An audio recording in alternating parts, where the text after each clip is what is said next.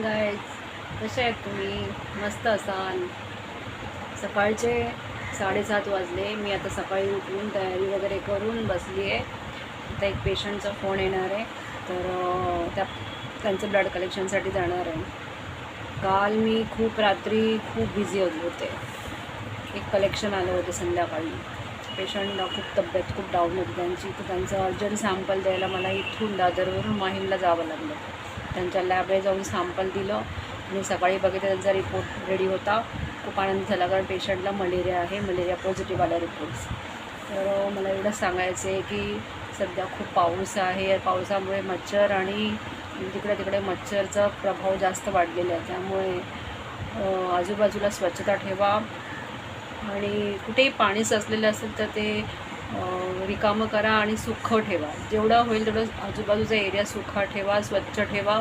त्यामुळे मच्छर पसरणार नाही आणि त्यामुळे कोणाला मलेरिया होणार नाही. पण आता खूप मलेरियाचं प्रमाण इथे दादर वर्ली एरियामध्ये खूप मलेरियाचं प्रमाण वाढलेलं आहे.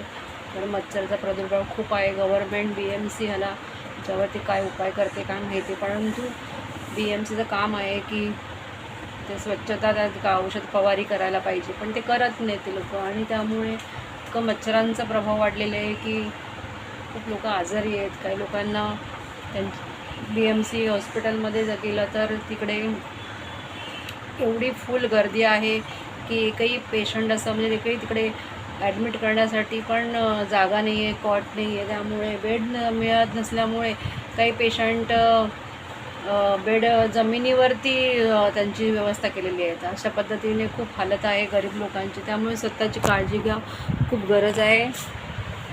आणि आता मी चहा बनवला आहे, चहा पिते. चहा आहे बघा, चहा बनवला आहे, चहा आणि खारी खाणार आहे. आणि आता निघते मी थोड्या वेळाने, 8 वाजता निघणार आहे. पेशंटचं एक पेशंट आहे, त्यांचं सॅम्पल घेण्यासाठी जाणार आहे. ते सॅम्पल घेऊन मग लॅबला ड्रॉप करून मग दुपारी तुम्हाला भेटेल. तोपर्यंत बाय बाय. माझ्या व्हिडिओला जास्तीत जास्त सबस्क्राईब करा, लाईक करा, शेअर करा.